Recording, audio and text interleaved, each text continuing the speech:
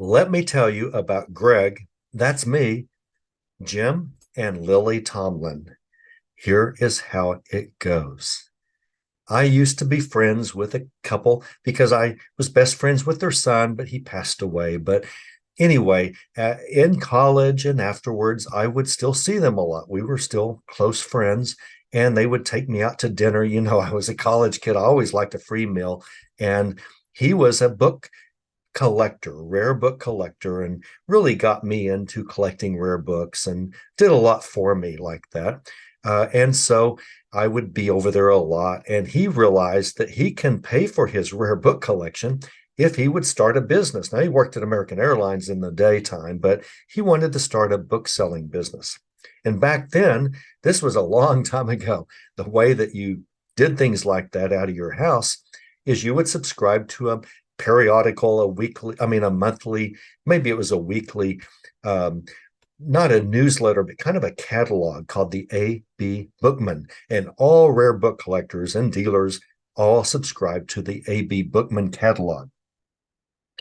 And it was no, I don't think there were pictures, or might have been, but it was not color or anything. It was just this black and white catalog or this paper thing, this paper, 50-page paper thing, didn't even have real covers, that would come in the mail, and dealers would advertise what they had for sale, and there would be a few articles on books and how to collect them or how to protect them or how to clean them or stuff like that.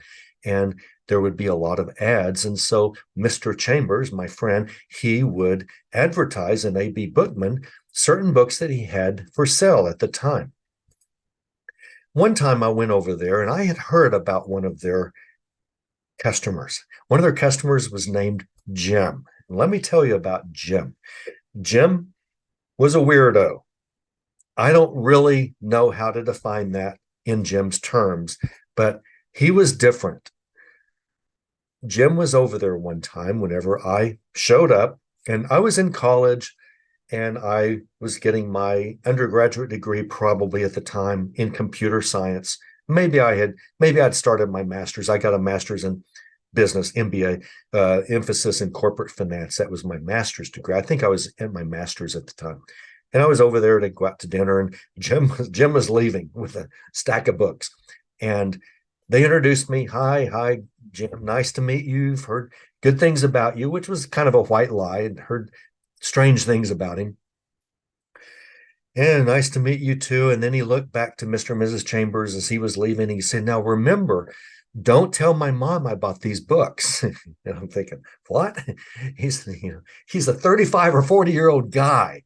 Don't tell his mom that he bought books. What are you talking about? I mean, so many things go through my mind. It's like, I would think most moms would be glad that their son's buying books to read, in general. And I looked at his books and thought, what kind of books are these? And looked down, they were just like novels and stuff.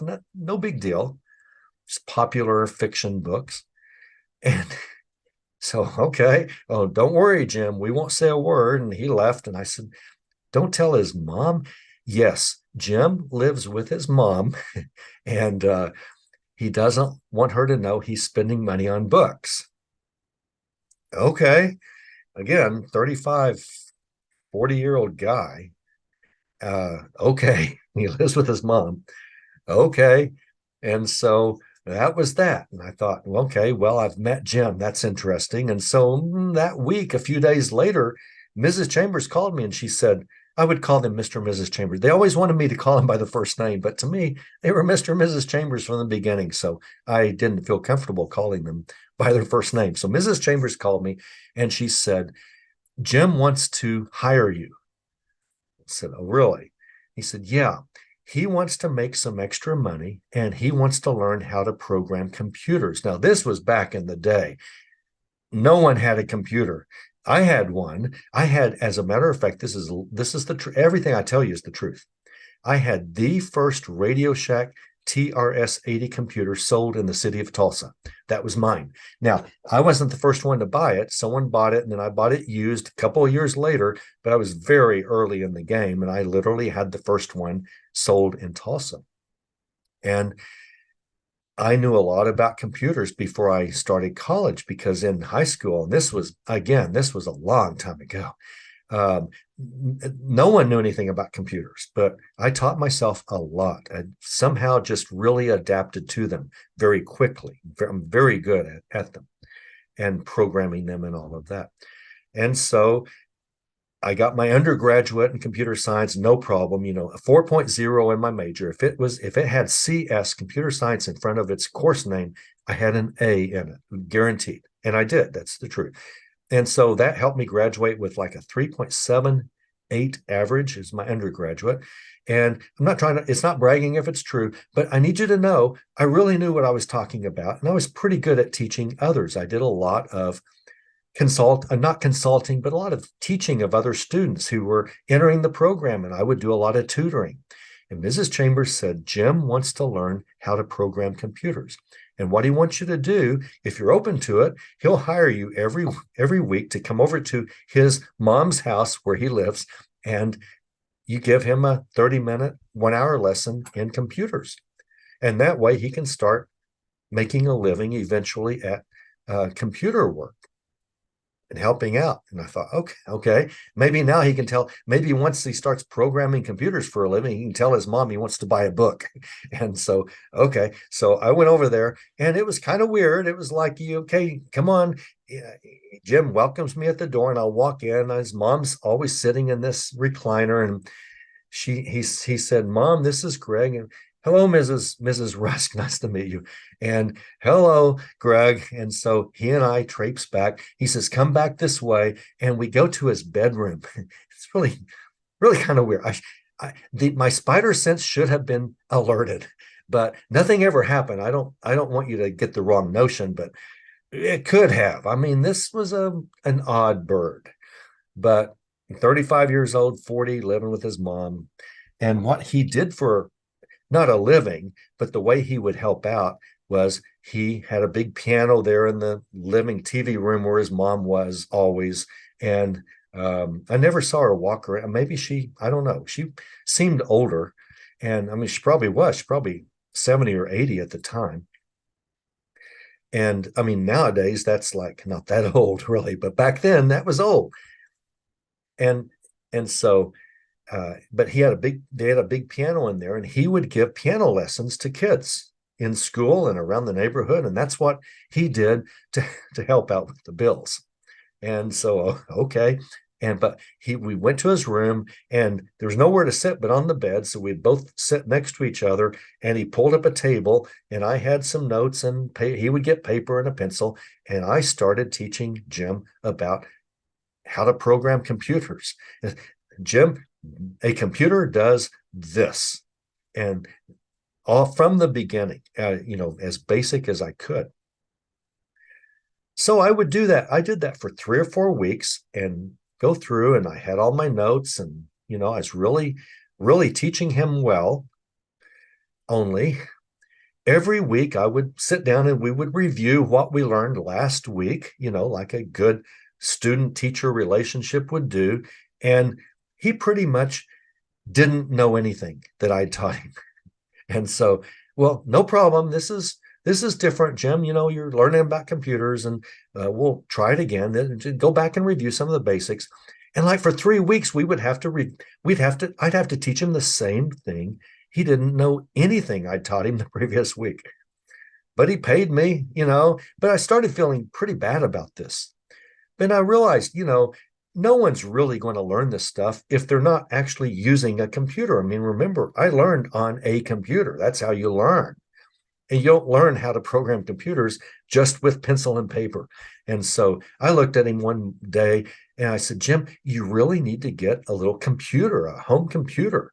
And by then, they were around, lots were out there.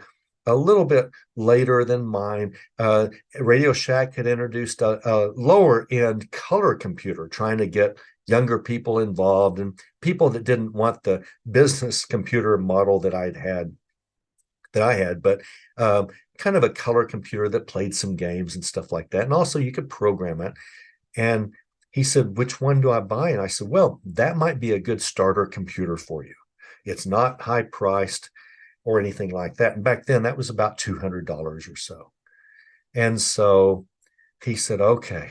And I said, that's really the only way you're really going to get very far with learning computers, like if you don't have one.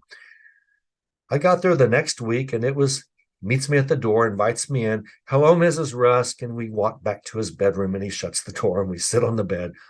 And he looks at me and he said, I bought a computer. I said, oh, that's great. He said, shh, I don't want my mom to know this. Okay. That wasn't a big surprise because he didn't want her to know he's buying books, novels and stuff. So, okay. He said, I said, you're going to have to tell her someday. He said, I know, but I just can't yet. I just can't tell her I spent the money yet. I'm thinking this is a good investment. This might be good for you, Jim, but okay. So he said, so it's under my bed. It's still in the box. And what I want you to do is put it together show me how to put it together and then show me how to take it down. Because when you leave, I want to put it back under my bed. He didn't want his mom to know about it. 35, 40-year-old guy. Keep that in mind. Okay. So we stood up and he got under his bed and he pulled out the box and he handed me the box that this computer comes in. And I took the box and I said, Jim, this feels like an empty box, but surely it's not. And he said, no, I bought it at Radio Shack over here. Okay. So I set it down and look in the box and I look at him and I said, Jim, this is an empty box. Did you take the computer out? Is it under your bed? He said, no. He said, I bought it and brought it home real fast and put it under my bed. I didn't open it or anything. I said, Jim, you bought an empty box. And so he said, what do I do? I said, well, we go to Radio Shack where you bought this thing and we find out what's going on. And he was just beside himself. I mean, he was really panicking. And you can kind of picture from what I've said without me saying too much, when this guy panicked, he was really panicking. And so, he was scared. And so I said, now I knew a little bit about Radio Shack, not just because I had a Radio Shack computer, but in my 3 months after high school, when I graduated high school, before my first year in college, I worked at Radio Shack part-time for 3 months. And that's where I learned about computers because my manager said, no one knows anything about those computers. If you're going to sell one, you're going to have to sit down and learn about them. So every day after I finished stocking and things like that, and I would help some of the salesmen sell batteries and stuff, I opened up the manual to page 1 of the computer that was sitting there that no one knew anything in the whole organization. And I taught myself how to program computers right there in the store. And sure enough, by the 3rd month, I was selling computers. I was pretty much the only one in the whole town selling computers. And the 3rd month of selling part-time at Radio Shack, it's not bragging if it's true, I was the #1 salesman in Tulsa. In Tulsa, 500,000 people, 10 Radio Shacks, 15 Radio Shacks in the city. I was #1. I was a part-time kid that just graduated from high school. But I really took to computers, and so I could really sell them. And then I quit and went to college to get a computer degree. But anyway, I knew that probably what had happened, we hope this is what happened. I was telling Jim this, probably this was a display model. And the display model is still on display. And they pulled down the box and you walked out with it. You didn't look in it. The salesman didn't look in it. And you got it home. And probably the display model is still there. And if this is what happened, then the serial number that's on the bottom of the display model will match the serial number on this box. Oh, I hope so. He's almost crying. I mean, this poor guy. He was a pitiful guy. He really was, so many ways. But so I drove to Radio Shack. He actually walked out with the box in front of his mom to get to the car. I don't know what he told her later, but anyway, he said, Mom, we'll be back. And so we went to Radio Shack and he said, would you tell them what happened? I said, yeah, I'll handle it. I'm just some kid. He's a man. he's twice my age or older. And he's like, please, can you just make, can you handle this? Yeah, I'll take care of it, Jim. So I walked up with the empty box and I said, my friend here, he bought a computer from you yesterday or from someone who works here, and he got it home. And we realized tonight, we found out the box is empty. He bought an empty box. And manager, I think it was the manager, he's looking at it and he said, okay. I said, my suspicion is it was a display, it's a display model. He said, that's my suspicion too. Let me go look. And so he went to the stock room and they didn't have any more computers. He said, yeah, I've got one on display and we don't have any boxes. That has to be what happened. He matched up the serial number and he said, no problem. I'm going to take it down from the display, put it in your box, get everything in here, and it's yours. Oh, Jim. Yeah, he was relieved.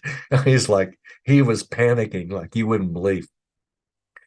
Who buys? I mean, the thing was like the size of, oh, I don't know, like a huge cake pan size. I mean, it was a big rectangle box. And the moment I lifted it, I thought, this is an empty box. How does the salesman get the box from the stock room? And how does Jim take the box home and never look in it? It's just this box with no weight. But anyway, it all worked out. So we got it home and he kind of semi-sneakily sneaked it in past his mom. Hi, Mrs. Rusk, and go back to his bedroom. So we set it up and I show him how to do that. And pretty much my time was over. I said, well, I really need to go. He said, show me how to take it down. And I did so that he could put it under his bed. Whenever his mom was, I guess, busy or doing something, the goal was, daily he would pull it out and start doing some of the work that I was teaching him. So I got over there the next week and I said, okay, pull it out and put it together. And started teaching him about computers on a computer, which should really help. But this is Jim. It didn't really help. So the following week, start reviewing everything that we learned. He hadn't learned anything. I had to go over every single. This is a variable. A variable, if you don't know anything about programming computers, day one, you learn what a variable is. And after that, you know what a variable is. But Jim didn't remember. And he promised me he'd always do his homework and study every day, but he just wasn't really remembering.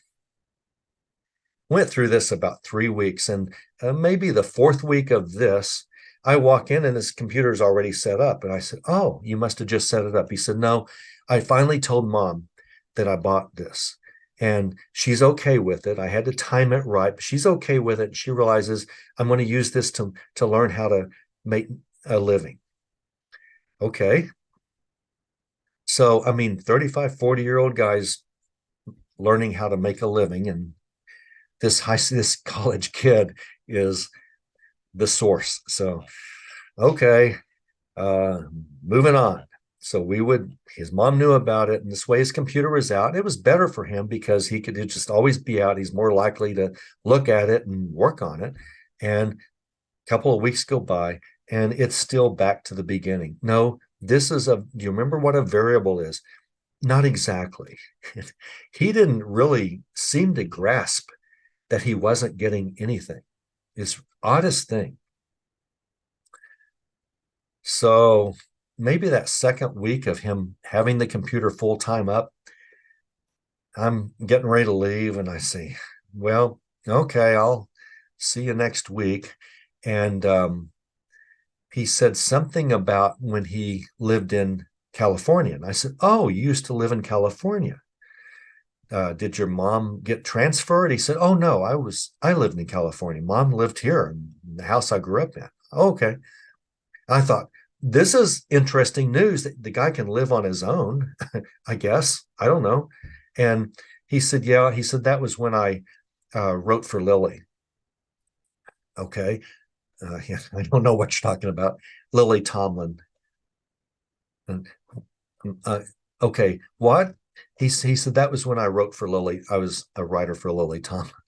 Now, I knew who Lily Tomlin was. First of all, it was back in the day, back when she was still semi-popular, kind of waning, but semi-popular. And she had couple of comedy albums out. And I had them because I loved stand-up comics. I still do to this day. Oh, most of them they just rely on crotch humor, and I just don't find it funny. But back in the day, I loved stand-up comics. I would have all of them. Shelley Berman's first two albums, they were the first albums, I think, to ever go gold and then platinum. And then Bob Newhart back in the 50s did a couple of albums. Now, I wasn't alive then, but I had his albums too. And Bob Newhart started as stand-up comedian. And Lily Tomlin had a couple of stand-up comic albums. I had her albums because I had everyone. This was before Steve Martin and everybody, but I had all of them. And so I knew who Lily Tomlin was, but I thought, okay, Jim, so you lived in California and you wrote for Lily Tomlin. Yeah, I bet I believe that. But I'm not going to just tell the guy I don't believe him. I didn't believe him. And so I don't know that you could accomplish that, Jim. But anyway, whatever you say, and I just, oh, that's interesting. And finished the lesson and I went home. And I thought, okay, speaking of Lily Tomlin, I'm going to listen to her record. I haven't listened to it for a while. This was the one she was in a huge rocking chair, and she was Edith Ann. I think Edith Ann was her character, and the whole album was Edith Ann. But so I pulled out the album and put it on my record player and started listening again. I mean, I knew the album, but I still liked to listen to them again. And look at the back of the album, head writer Jim Rusk. His name was the head writer on this album that I had bought. And I looked at the other one, head writer Jim Rusk, Lily Tomlin. Whoa, man, I was blown away. This guy used to write for Lily Tomlin. Now, I know he said he used to write for Lily Tomlin. That doesn't mean to me he did. This means he wrote for Lily Tomlin. I thought, what's the deal? Maybe he didn't. Maybe, I mean, again, odd bird. Maybe he just had the same name and he just somehow, portrays himself as this guy. I don't know. Next time I was over there, after our lesson, I was getting ready to leave and I said, oh, Jim, I have a couple of Lily's records and I was so impressed to see your name on the back. He said, yeah. He said, I won an Emmy for each of those records. I said, I'm sorry, what? Wait, what? He said, I won an Emmy for those two. I won 2 Emmys for each of those, for those 2 records. Said, wow. He said, yeah, I'll show you when on the way out. So on the way out, he takes me to, again, we got to traipse through the room where his mom is. And that's where the piano is. And we go over the piano. He's got 2 Emmys. I mean, these are the real deal. That an Emmy when you see it. These weren't fake. You lift it up and it's real hefty. And I don't know, maybe sterling silver. I don't know, but this was the real deal. Head writer, Lily Tomlin, 19, whatever it was when he did it. I don't know, 72 or 74 or 75. And then there was the other one for the next year. He won an Emmy 2 years straight as the head writer for Lily Tomlin on these 2 albums that I had. I was blown away. I mean, this guy, wow, he was somebody. He was in the Emmy. He walked up on stage to receive his Emmys both years. He was a big thing. And now he's living with his mom and he doesn't want her to know he buys a few books once in a while just to read, just novels. Wow, what happened to him? I mean, I don't know. I have suspicions that maybe, I don't know, maybe, a lot of people get hit with fame and they, drugs and alcohol, especially back in that day, alcohol. Maybe that was it. I don't know. I'm not accusing him of anything, but looking back on it, there was some possibilities, but it might be my memory playing tricks on me, but might have been alcohol. Poor guy. I feel sorry for him.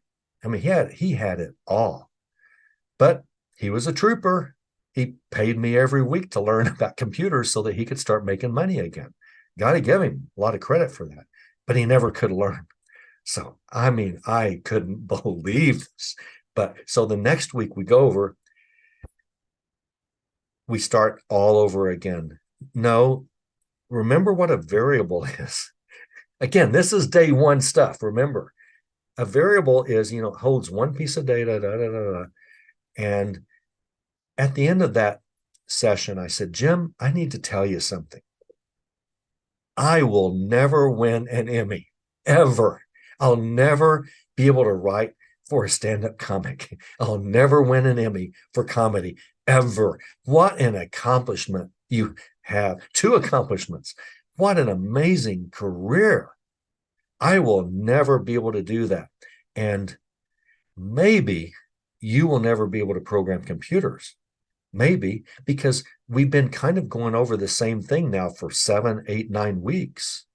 And even with the computer out full time, well, your mom knows you have one now, you're not making as much progress as I would like to see you make.